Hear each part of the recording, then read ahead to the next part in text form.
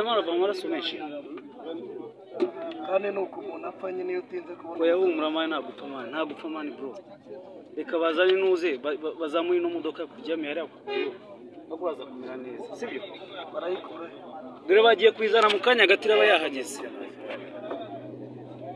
Bibiri ijambo ry'Imana rivuga ngo hahirwa abapfa bapfiriye mu mwami umwuka atiye ni muzemba ruhure imiruho n'imihati.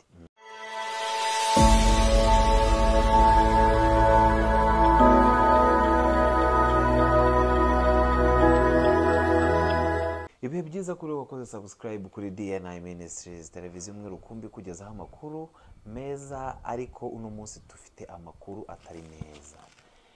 Turi mu gihe gikomeye cyane cy'agahinda gakabije. Uno munsi muri studio zacu twakiriye Moses, mumuzi neza cyane, Prophet Moses Kaze. Murakoze cyane nyakubahwa, kandi twishimiye kuza muri DNI TV. Tuzanye n'agahinda n'akababaro ko muri iki gitondo twumvishe inkuru idasanzwe. Ntago bitworoheye twese muri rusange, igihugu, abanyarwanda, cyane cyane abakurikirana ijambo ry'Imana bugufi. Uyu munsi dufite inkuru itatworoheye mbi kandi yababaje abantu benshi mu mitima yacu. Twabuze umukozi w'Imana, twabuze uwo twari dutangiye kubona nk'icyitegererezo mu buzima busanzwe. Nta wundi ni nyakwigendera Pastor Theogene, abenshi bari bamuzi nk'inzahuge. Uyu munsi ni uwuhe mwuka urimo kubona mu bakristo mushumbye cyangwa mu bakristo nawe wagufataho icyitegererezo muri rusange? Ikintu gihari ni uko n'uyu munsi hari undi wagenda n'ejo kandi abandi bagenda, ahubwo twige kuba mu bwami bw'Imana. Bibiri ijambo ry'Imana rivuga ngo hahirwa abapfa bapfiriye mu mwami umwuka atiye ni muzemba ruhure imiruho n'imihati. Rero nyakubahwa Pastor Theogene ni igitahire mu mahoro, nagende kandi ibyo yakoreye umwami yakoreye agomba kumuruhura. Ikibazo ntabwo ari ugupfa, ikibazo ni ugupfa upfiriye inyuma y'ubwami. Ariko iteka iyo dupfiriye mu bwami tumenywa na nyir'ubwami, kuko niwe uduhamagaye kubwo kuduhitamo no kuduhamagarira gukora umurimo wayo. Ariko agahinda gakomeye ni uko umuntu yapfira inyuma y'ubwami, nibyo byaba bikomeye cyane. Ariko Bibiliya yatubwiye ngo hahirwa abapfa bapfiriye mu mwami. Ndumva twese niyo nzira, urupfu ni inzira, ni irembo riduhuza n'ubwami bw'Imana. Bivuga ngo rero Pastor Theogene ndumva ku munsi wundi w'amateka adasanzwe tuzongera tukabonana mu bakoze neza, mu banyamirimo neza, n'umunyabigwi, n'imfura, akaba umuntu wakomeje abantu mu buzima busanzwe, abihebye, yabayeho mu buzima butoroshye bubi cyane bugoye, agira ku rwego Imana imukoresha no muri babandi banywa urumogi, amatabi, ni naho yari yaratorotse, afite ubuhamya bwinshi butandukanye. Ariko turashimira yuko umwanya wiwe wose yawukoresheje agabura ijambo ryiza ry'ubutumwa bwiza ry'Imana. Imana rest in peace Pastor Theogene. Rwose biragoye, sinzi n'iki kiganiro ukuntu twagikora, ariko abadukurikirana baraza kwihangana, gusa ntago byoroshye. Gusa yari umugabo kandi nyamugabo, ntabwo yaryaga wenyine, nta nubwo yikubiraga.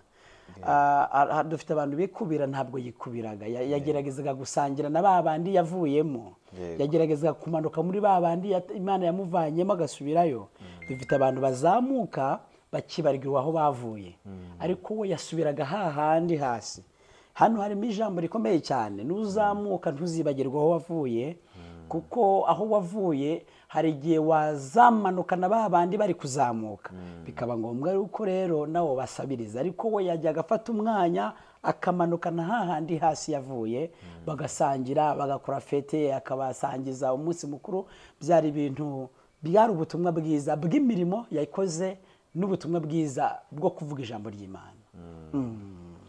Nibyo mu minsi yashize wenda mu bibwirizwa yagiye atanga, hari ama YouTube channel atandukanye twagiye tumubonaho akora ibiganiro ndetse anarira. Ntabwo byari byoroshye kubona umuntu nka pasiteri wicaye imbere ya kamera arimo kurira ariko ibyo bintu tugerageje kubihuza n'ibi bihe wenda turimo, abenshi kuri ba bandi bagira ukuntu bahuza ibintu babihuza nuko yiyumvaga muri we ko isaha n'isaha ashobora gutaha. yarabivuze muri icyo kiganiro. wowe ujya ubyemera ibyo bintu, ujya ubyizereramo cyangwa? Yego, iyo umuntu agiye gupfa yubaha Imana aba mu bwami arabimenya. Gute? Arabimenya nubwo biba biri mu marenga ariko arabimenya. Abimenya gute rero? Urugero, hari igihe umuntu abwiriza akavuga ngo ariko mu kindi cyumweru ntabwo tuzaba turi kumwe, uwo muntu aba yagiye burya. Cyangwa ukumva uri kuganira gutya muri kuvugana akakubwira ngo ariko ngo niba tutazongera kubonana vuba. Donc mu bwami bw'Imana habayo ibimenyetso, habayo inzogera ikubwira nubwo itakubwira neza ko ugiye kugenda ariko ukabyumva. Kuko nkara mu kiganiro arira yasoje avuga ngo twese twumve ko tuzapfa kandi isaha ku isaha twapfa. Urumva rero mentena byari byabaye kari kabaye mu isi y'umwuka.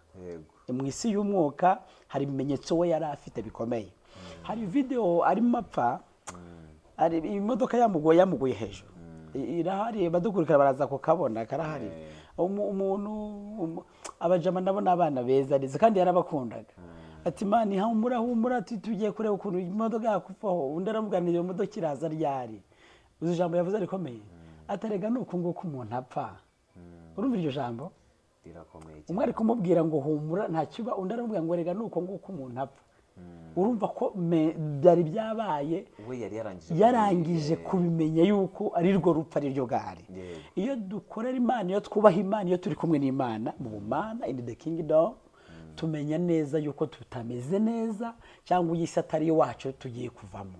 Bivuga ngo rero gupfa kwiwe ntago byamutunguye, yarabizi. Yego, gupfa kwe ntago byamutunguye, yarabizi. Uyu munsi hamwe n'agahinda dufite gakabije wenda kuri ibi bihe turimo gucamo bitoroshye, dufite abakristu bamufataga nk'icyitegererezo. Hari umuntu wigeze gupostinga akantu aravuga ngo ese abana yareraga ubu basigaye bati? Ese ni ukubera iki abakristu dufite uyu munsi badafite abantu bashobora kuvuga amagambo nk'ayo bayabaturiraho? Ese ibi bintu runaka uyu muntu yari afite biragenda gute? Ugasanga abantu ahubwo upfuye wese abantu ntago bihutiye kuvuga kuri cya kintu gikomeye yakoraga, ahubwo baravuze ati yo naruhukire mu mahoro. Ariko we bihutiye kuvuga bati ese abantu yareraga, abantu yari afite ubu noneho barasigara bate? Muri gospel habaye icyuho gikomeye. Hari abantu yajyaga yigisha bakagira ngo ni komedi, kandi ntabwo ari komedi. Urya ni umuhamagaro, it's the talent. Yego, ntabwo wapfa kwibona n'undi muntu wari we wese. Nihaza undi hazaza undi utandukanyeho nawe. yego, Uko byagenda kose. Bivuga ngo iyo umuntu amaze, hari muri bivuga ngo isaha y'Imana nigera abakozi bose bazataha. yego. Muri gospel habonetsemo icyo gikomeye, sinzi kukiminamiza, kukivanaho ukuntu bizagorana. Kuko yajyaga yigisha abanywa urumogi, abamanura amapataro n'amajipo n'ibiki byose. Yajyaga akora ibintu abantu bakagira ni komedi, kandi ari gutanga ubutumwa bwiza bw'ijambo ry'Imana. Icyo ni cyambere. Icya kabiri, afite famiye, afite umugore, afite abana. Urumva iyo urugo rubuze umutware, umugabo aba ari ikintu gikomeye cyane, gikomeye cyane. Rest in peace ni nziza, ariko nyuma yaho tukareka uburyarya n'imitima idakunda. Gukunda bingana no gutanga. Niko nakoze ikiganiro gitanga bwa mbere. Rero dushobora gutanga ibyo dufite, bamwe mu bafite umutima, kugira ngo abana babashe kubaho. Kuko Pastor Eugene umugore we yabagaho, niwe wajya kubwiriza ubutumwa bwiza, Imana yamuhereza umugisha akagira n'ibindi bintu akora, urumva bigakunda. Rero hari icyo gikomeye haba muri famiye no muri gospel, kuri we ndetse no kuri famiye ye. Famiye yo nayihanganisha, bihangane cyane. Kuko numva madame we yavuze ijambo rikomeye, yaravuga ngo ajya kugenda arabubwiye, ariko kuko numva ntazongera kukubona vuba aha. Urumva already muri yasi y'umwuka ari gusezera umugore wiwe, byari byabaye. byari byarangiye. hari ibintu byari byarangiye. Bivuga ngo dukwiye kubaha Imana uko bwije n'uko bukeye, kuko ntabwo tubizi. Hari umuntu umwe wagiye gupfa, isaha yo gupfa igeze, arabyiyumvamo nawe, yari umufilozofe, aza kugirirwa ubuntu bw'Imana, ariko abyiyumvishijemo ngo hamagara umugore wiwe aramubwira nti narivuje ahantu hose nari mfite amafaranga menshi ariko byaranze, ati nimpfa muzanshyire mu isanduku ntagire ikintu na kimwe muzampambana n'iki kimwe. Umugore aramubwira nti oya, ufite ubutunzi, ufite n'amafaranga, ufite ibintu byose bitandukanye, nta kuntu wapfa warabikoreye ngo tubure kugushyingura mu cyubahiro. Aramubwira nti muzanshyingura uko mubyumva, ariko ngiye guhereza kondisiyo, nishyingurwa amaboko yanjye muzayasoreye inyuma y'isanduku, inyuma y'isanduku. Ubwo aravuga nti ntabwo bisanzwe. Amwandikira urwandiko, ararwandika, aravuga ngo uru rwandiko nagira umuntu ukubaza ibyo ngibyo wakoze, uzarubasomere bari kunsora bajya kunshyingura, kuko ndumva ubuzima bwanjye buri kurangira. Urwo rwandiko rero rwari ruvuga ngo iki mu munsi wo kumushyingura. Abantu baravuga ni kabaye, abandi bavuga amagambo menshi, abandi bavuga barihanganisha, hari n'abandi bahihanganisha abana ariko bakina ku mubyimba. Ariko nagira ngo mbwire abantu ngo tujye tuvuga ibintu tunihanganisha abantu, ariko ibyo tuvuga byibuze biri mu mitima mw'imbere kuruta uko byaba biri inyuma. Yego, ntawe utagira abakunzi, ntawe utagira n'abanzi, ariko tujye tugerageza twubahishe ubumana bw'Imana buturimo, byibuze biva mw'imbere apana biva inyuma, kuko iby'imbere nibyo bikiza kuruta iby'inyuma. Iby'imbere byakubeshaho kuruta iby'inyuma, iby'inyuma byaba bingana n'uburyarya no kwica umuntu murebana. Arangije asoma urwandiko rwanditse ngo, aravuga ngo ndababaye cyane, nakoreye ibintu byinshi, ikimbabaje ngo uko mpfuye nta kintu na kimwe njyanye. Ati gusa umuntu wese uri ku isi ajya abasha gusangira ibyo afite n'abandi, kuko yavuye muri uyu mubiri agenda nk'uko yagize ate, nk'uko yaje. Ati rero iyi si ntabwo ari iwacu, dufite ahandi hantu tugera dute tujya. Abantu bose batandukanye ku isi, ube muremure, ube mugufi, ube mu gikara, ube inzobe, ube ukomeye, ube udakomeye, amarembo yawe ni urupfu. Twige kubaho neza, twige gukora neza. Nta muntu ukomeye n'umwe, nta muntu n'uyu n'umwe ukomeye, haba mu mufuka ntawe ukomeye ubaho, haba mu buzima busanzwe bw'abandi bita ibitangaza ntawe ukomeye ubaho. Gukomera kwa nyako ni uguca bugufi, gukomera kwa nyako ni ukumenya ko umunsi umwe uzapfa, warangiza ukareka kwigira igitangaza no kwihimbaza, warangiza ugakora ibyo ugomba gukora neza nta muntu wutaje, warangiza ukavuga ngo Mana hahirwa abapfa bapfiriye mu mwami, umwuka atiye ni muze mbaruhure. Iri jambo ribwirwa n'abantu batigeze bikomeza. Dufite abantu akaba atagusuhuza ngo nuko akomeye, dufite abantu ngo nuko ntabwo ko yambaye neza ngo ndiyaguhobera kubera ko utambaye neza, dufite abantu ati nugera mu nzu yiwe ati nturayikandagiramo kuko wowe utaroga utajya gukora dushe usa nabi. Ibyo ni ibintu bifatika bisigara ku isi, ariko ubugingo bwa nyabwo tububona mu mirimo myiza. Mu ijuru habayo ibitabo bibiri byonyine, habayo igitabo cy'imirimo n'icy'ubugingo, nta bindi bitabo bibayo. Rero uyu muntu wakoze niwe ujya muri iki gitabo cy'imirimo. Noneho uyu muntu yakora akaba yarahawe n'ubugingo na Kristo Yesu, biba bihuye neza yuko uyu nguyu agomba kujya mu bwami bw'Imana. Dufite abakristo badashobora kujya mu gitabo cy'imirimo, ahubwo biyandikishije mu gitabo cy'ubugingo. Harimo igihombo gikomeye.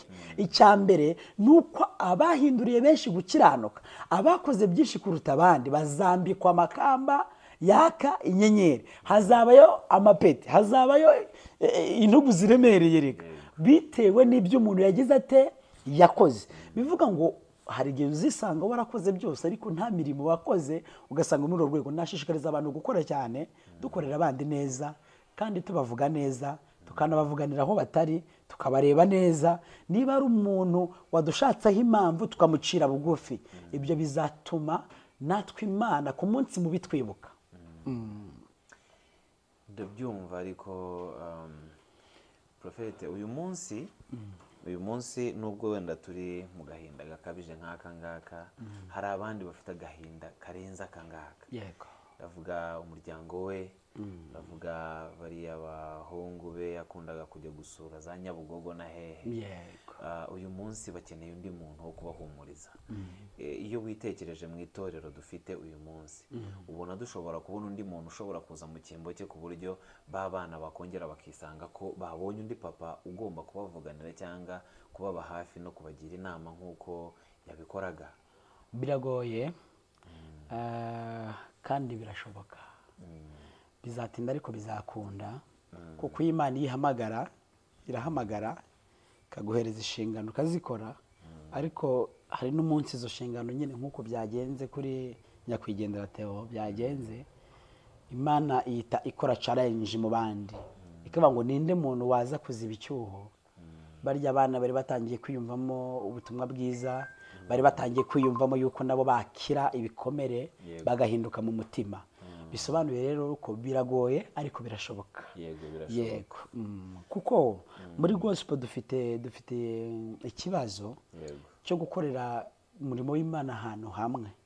Reka mbivuge ntya, ugasanga turi muri Camp Kigali, Kigali Arena, ni byiza Convention Center, ni byiza rwose kugira ngo tubone amafaranga adufasha mu mpano no tukanazamuka natwe tukagira amafaranga.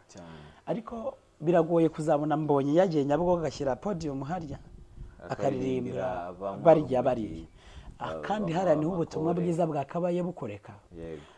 Nigeze rimwe nkora ikiganiro ndavandika, tubonye nk'abantu nk'icumi tugashyira hamwe, guverinoma yabikora gufata Muhima na Gasyata na Kimisagara, ndani mo hasi hakaba igiterane gikomeye cyane cy'ubutumwa bwiza cyo kwereka bari abana ko bakunzwe, aho kujya muri Camp Kigali n'ahandi hose, kuko bo ntabwo bazahaza, bo ntabwo babibona, ntabwo babona ubwo bushobozi, no kureba TV aho byabiri kunyuraho ntabwo babifite ubwo bushobozi, kuko n'abana babyarira ku mihanda, bahanywera urumogi, bahapfira, ubundi bakahangirikira mu buryo bwose bukomeye, mu buryo bw'intekerezo, mu buryo bwa famiye, mu buryo bw'itorero, ugasanga uwo mwana nta kintu na kimwe cy'ikizira gifite, ariko we yajyaga abikora. Hari umunsi umwe yigeze amanuka, ndabyibuka nari mpari, aramanuka ageze ruguru aravuga ni se ndagura amandazi arabakwira cyangwa aramanuka aravuga ni ajya muri restaurant, cyo gina n'amafaranga yari afite ahagije. Ndabyibuka ahantu yabikoreye nari mpari cyane, afata restaurant bararura, bamaze kwarura bashyira hamwe, afata ifoke asangira nabo ku meza amwe kuri table imwe, bari abana barenga nka 20. Uzi ijambo bamubwiye ngo twari dushonje, twari twenda gupfa, kandi abantu batunyuragaho ntago baturebaga. Arababwira ati mwihangane, uyu munsi bimeze nabi ariko ejo bizaba bimeze neza. N'abari abakomeye babirengagiza nabo hari igihe bari bameze nkamwe, mwihangane namwe ejo muzamubayeho neza, gusa nimukibagirwe aho mwavuye. Ni ijambo rero rikomeye, ni ijambo ryo kwaguka, biragoye ariko nta kundi tugomba kubyakira. Profete, ndagira ngo ngushimire kuba witabiriye ubutumire bwacu kandi ukaba waje kuduha ikiganiro cyiza, ndetse ukaba waje guhumuriza abanyarwanda muri rusange ndetse n'umuryango we. Twongera tubaha pole cyangwa condoleance umuryango we mwiza, kandi hamwe na babandi bose bamukundaga. Ndagira ngo nimba hari irindi jambo ry'ihumure watanga uyu munsi ube waritanga kugira ngo tureke noneho abadukurikiye bakurikirane aka video ku buzima bwe bwa nyuma, aho yagiraga amagambo meza yabwiraga abantu kandi ari mu kaga. Yego, ijambo niryo ravugaga kuba gupfira mu bwami, gupfira inyuma y'ubwami. Iyo upfira inyuma y'ubwami ubuhuye n'akaga, ariko toje napfiriye mu bwami. Imana y'amahoro iri muhereza uruko ridashira, ariko nabwira abantu bose yuko twese tuzapfa. Ukomeye n'uruheje bose bazapfa, uwariye n'utariye nawe azapfa, ukomeye ufite n'udatunze igihe kizagira bapfe. Ahubwo twige kugenzura imitima yacu, bitume dutunga imitima y'ubwenge yo kubaho ku isi nta muntu duhutaje, tutigize ibitangaza, tutikunze cyane, ahubwo dukunda abandi. Twe kwikunda cyane ngo twihimbaze twikakaze, ahubwo dukunda abandi, kuko kuri iyi si ubu buzima habamo amahirwe n'ibibazo. Uyu munsi waba ufite, ejo ukaba udafite. Waba ufunga none, ejo bakagufunga. Waba usabiriza nawe ejo ugatanga. waba uzamuka nawe ejo ukamanuka, waba uyobora nawe ejo bakakuyobora. Inzira wanyuzemo uzamuka ni nayo uzacamo umanuka. Twige kubaho duca bugufi tutikomeza. Uyu munsi waba ufite umuryango w'igitangaza ugasuzugura udafite umuryango w'igitangaza. Oya, ahubwo dufashe tunafate tunabubahe babandi badakomeye bazakomere. Nababwira ngo twese twige kubaho tutabangamiye abandi, tubeho kandi tuzi neza yuko n'aya masaha n'aka kanya n'abadukurikirana bose hari undi wagenda. Tujye twihora twiteguye mu mitima yacu kugira ngo dukore neza, bitume dutuma Satani tutamuhereza urwaho mu mitima yacu. Murakoze cyane. Murakoze cyane Prophet, Imana iguhe umugisha, kandi twishimiye kuzongera guhura nawe no kubana nawe mu bindi biganiro. Murakoze cyane. Bakunzi bacu ba DNI Ministries, ndagira ngo tubasigiremo aka video gatoya kari bufate igihe gitoya kagira icyo kabereka, kandi dukomeze kwihanganisha umuryango wa Pastor Theogene, kandi tunabizeza ko aruhukiye mu mahoro. Imana yo mu ijuru ikomeze ibahe umugisha. urabona bava amaraso menshi kandi nuko umuntu apfa nyine iyo utinze kubona. oya humura mani nta gupfa mani bro, reka bazane nuze bazamuye ino modoka kuryamye hariya bakuraza kumera neza, sibyo? Barayikura. Dore bagiye kwizana mu kanya gatira aba yahageze.